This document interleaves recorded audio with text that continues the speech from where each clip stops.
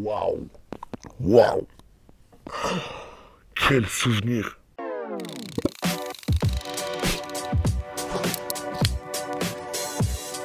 L'école du rap, ça m'évoque le moment où j'étais encore fasciné par la chose. Et, ça m'évoque mon grand frère aussi, des années de prison. Ouais, ça m'évoque beaucoup de choses à la fois. Ça m'évoque un groupe qui aurait pu tout tuer. Autant de frissons que celle la précédente, si ce n'est plus. Surtout en particulier Luciano. Je suis plus touché par Luciano lui-même en solo que par la Funky Family. Parce que, je sais pas pourquoi, parce que c'est Luciano. Tout simplement, il faut juste écouter. J'en parlais hier avec mon manager. Il me disait pour le prochain projet, tu veux qui? Je lui ai dit, je veux Luciano. Donc peut-être, hein, peut-être bientôt. Pas mal celle-là. Je pense 43, pas au complet là, pas au complet. Si, au complet à cette époque-là.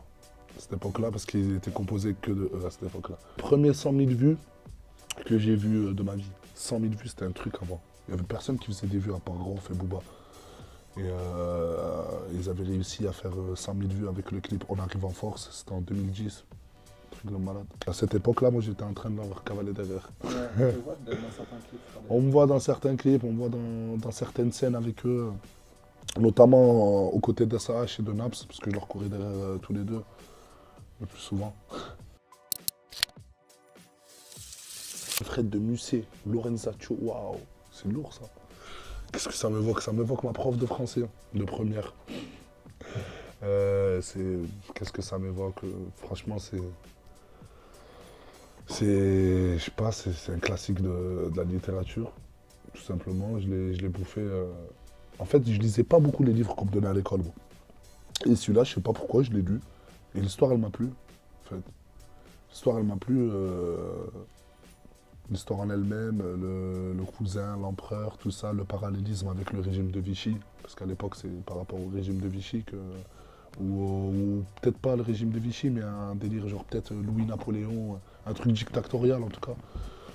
Et puis voilà, ben, Alfred de Musset, je crois que c'est lui qui avait dit frappe-toi le cœur, le génie réside à l'intérieur. Je crois, peut-être c'était lui. Je te fais confiance. Ouais, franchement, parce que je la cite souvent cette phrase et je crois que c'est lui. Ouais, clairement, ben là c'est une illustration représentant, elle est très très connue, c'est représentant Marianne pendant la Révolution française. Je te mens pas, je suis un peu moins. C'est pas que je suis moins inspiré par cette période de l'histoire, c'est juste que je l'ai pas encore décortiqué. J'ai décortiqué l'Antiquité à mon goût, j'ai décortiqué la Renaissance, j'ai pas décortiqué les débuts des temps modernes comme ça, bien. Ouais, clairement l'Antiquité en fait. Clairement l'Antiquité parce que comme les hommes de la Renaissance, je pense que c'était une période, c'était un âge d'or. Ça fait toi. Ah ouais, ça peut être que moi. Ouais, ben c'est un mélange de Vegeta et de Napoléon. Et c'est toutes mes envies belliqueuses qui se mettent en image. Ouais, ben ouais, clairement, c'est mon délire. C'était un clip. Un clip, ok. C'était un clip qui était passé sur Canal Algérie ou sur une autre chaîne nationale algérienne. Et c'est là où mon père il s'est rendu compte que j'étais pas un chanteur de cabaret. Ouais. Parce qu'avant ça, il ne peut pas apprendre la chose. Tu vois, il est d'une autre époque complètement, mon père. Donc voilà. Pour en revenir avec ma ressemblance avec Saïd, j'aime à croire qu'on a à peu près, pas la même exactement, mais à peu près la même mélancolie. Tu vois, le mood qui s'en ressort, c'est quand même, je suis quand même très axé sur la tristesse et la mélancolie. Et c'est clairement Soprano, donc ouais, on se rejoint sur ce point-là. Alors franchement, je trouve que l'image est très très représentative du concept et de l'album. Nyx et Reb, donc la nuit et les ténèbres. Comme je l'avais dit, en fait, la nuit et les ténèbres, la personnification de la nuit et les ténèbres dans la mythologie grecque, c'est pas pour rien que j'ai fait ça, comme j'ai encodé les choses par rapport au fait que l'histoire, c'est quelque chose qui me plaît moi, pardon. Et aujourd'hui, je l'insère, si je peux dire comme ça, dans mon métier. Et en fait, tout a une explication en fait. Quand je parle de nuit, quand je parle de Nyx, ça va se reporter plus ben, aux femmes, à la sensualité, aux histoires d'amour.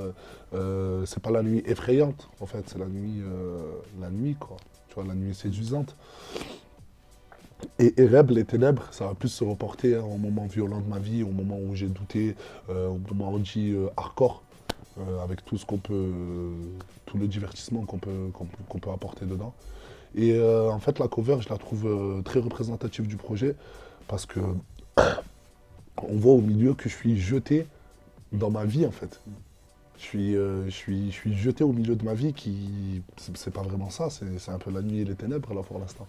C'est un peu le bordel, tu vois des flammes, tu vois, c'est éclaté, il y a des grillages. Donc voilà. Aïe aïe aïe, très très lourd. Les participants au grand tournoi, ben, il y a le frérot Le Nir et le frérot Timal. Donc c'est deux rappeurs qu'on va pouvoir retrouver sur mon album, Nyx et Ereb. Et c'est pas pour rien si j'ai choisi eux deux, en fait c'était symbolique, dans le sens où moi et Timal on est montés à peu près à la même époque. On est à peu près de la même génération, on s'était déjà rencontrés sur un premier Je suis passé chez So. On va dire que nos publics ont à peu près le même âge. Nous aussi, on a le même âge, je crois, si je me rappelle bien. Et Niro, c'est carrément comme un grand frère pour moi. Donc j'ai le jeune de mon âge et l'ancien, entre guillemets, si je peux me permettre. Voilà. C'est un schéma qu'il faut suivre. Ouais, de la viande. Bah écoute, ouais, je suis un grand amateur de viande rouge. J'en bouffe tous les jours. Bah, en même temps, je te dis la vérité, hein, c'est dans ma culture un peu. Moi, la viande, il n'y a pas de repas sans viande chez moi. Tu vois ce que je veux dire? C'est synonyme de misère. Tu vois, s'il n'y a pas de viande au repas, genre, ça sent la pauvreté. On met de la viande. Je suis sous réserve. J'ai partagé sur mon compte Instagram, je suis sous réserve. Voilà. Prends un bon billet, on va voir. Bon, déjà, il y a un bon billet. Voilà, il y a un bon billet qui a été posé. Maintenant, on va voir s'il y a autre chose de bon. Tout est possible, clairement. Rien n'est impossible. La troisième est au-dessus. Ce fameux octogone. Ouais, ça se cherche, ouais, ça se cherche. Ben, écoute, comme pour l'autre, on attend. Tout simplement. Et puis, ouais, ben, j'en profite pour re-big up mon Medeni parce que voilà, il me soutient depuis le début. C'est, comme je le souligne, c'est l'un des rares mecs de chez nous qui fait du bruit. Voilà, on n'a pas encore beaucoup de monde, on n'a pas bien set up ça, donc ça me fait plaisir de pouvoir. On se renvoie l'ascenseur sur les réseaux, tu vois. On est du même coin. Voilà. Monoprix, maman, pas mal.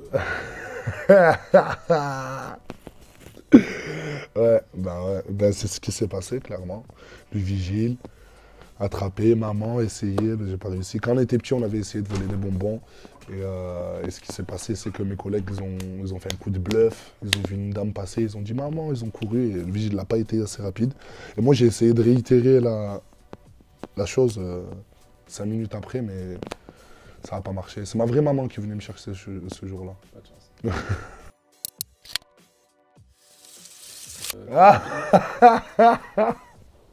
Ouais, ben il l'a été un jour. C'est sûr, il l'a été un jour. Il a défié les lois de la physique. Donc voilà, c'est obligé. Villeverac, waouh! Waouh! Quel souvenir! Quel souvenir! Ben c'était pendant la release de Confidence, ça, c'était quand ça sortait. Et j'étais avec un ami à moi, je sillonnais la France. Et je montais à Paris, plus précisément là. Et on est passé par là. Et je sais pas pourquoi, en fait, l'autoroute, elle était fermée. On a dû passer par là. Et il y avait une tempête de neige, un truc de fou. Et du coup, là, on reste bloqué dans la voiture. Et on reste bloqué sur la route. Et c'est les gendarmes qui viennent nous récupérer, qui nous ramènent dans cette ville-là. Cette ville, si je peux me permettre, ce village de Game of Thrones. Excusez-moi. Ils nous ramènent dans un gymnase. Ah ouais, c'était chelou. Ah, moi, je te mens pas, je dormis contre le mur. Je dormis comme ça. Ah ouais, c'était chelou, ma gueule. Mais c'était bien, hein, c'était bien. Comme je t'ai dit, j'avais l'impression d'être dans Game of Thrones. Merci beaucoup. Merci à toi.